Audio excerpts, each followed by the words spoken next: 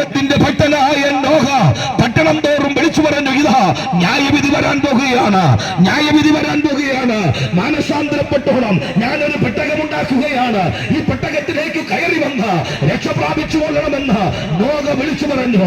ഏകദേശം കണക്കനുസരിച്ച് 40 വർഷക്കാലം ഭക്തനായ നോഹ ദൈവത്തിന്റെ തിരുവെടുത്തു പറഞ്ഞു. പക്ഷെ ആരും ചെവിക്കൊണ്ടില്ല.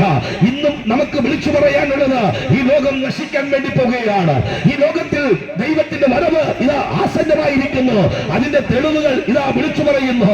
അതേ രാജ്യങ്ങളോട് പോരാടുന്നു, പട്ടണങ്ങളോട് പോരാടുന്നു. ഒരു രാഷ്ട്രീയ കക്ഷികൾക്ക് പോലും തനിച്ചു സ്വന്തമായി ഭരിക്കുവാൻ കഴിയാത്ത ഒരു സംവിധാനത്തിലേക്ക് ലോകം ആയിക്കൊണ്ടിരിക്കുകയാണ്. അവരുടെ പ്രതീക്ഷകൾ നഷ്ടപ്പെട്ടുകൊണ്ടിരിക്കുകയാണ്.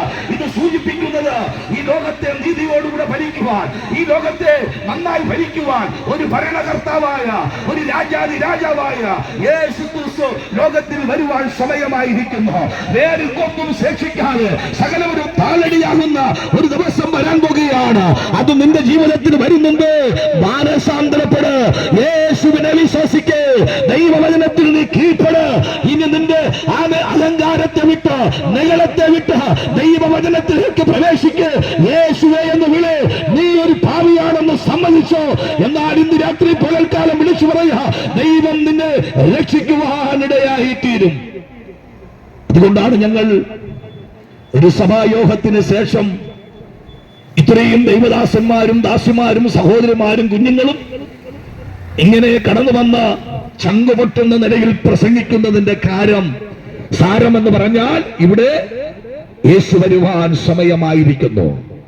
ഒന്നാമത്തെ സംഭവം, ദൈവത്തിന്റെ ഉണ്ടാക്കിയ നിമിത്തം അനുദപിച്ച ജനം പാപം ചെയ്ത് അകന്ന ദൈവത്തെ ഒരു ന്യായവിധി നടത്തി. രണ്ടാമത്തെ ന്യായവിധി, യഹോവ ആരടാ എന്ന് ചോദിച്ച ഫറവോൻ.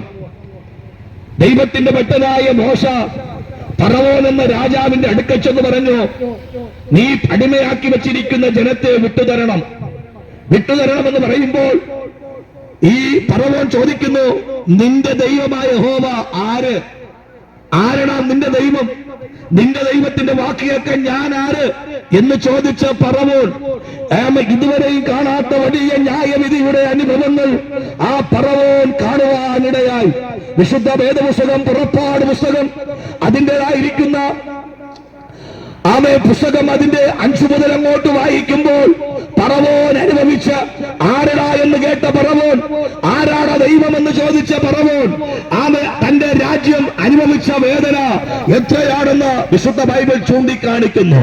അവസാനം കടിജൂർ സംഹാരം എന്ന് പറയുന്ന ഒരു മഹാവ്യാധി ദൈവം പട്ടണത്തെ അയച്ചു. സകലതും നശിപ്പിച്ചു കളഞ്ഞു.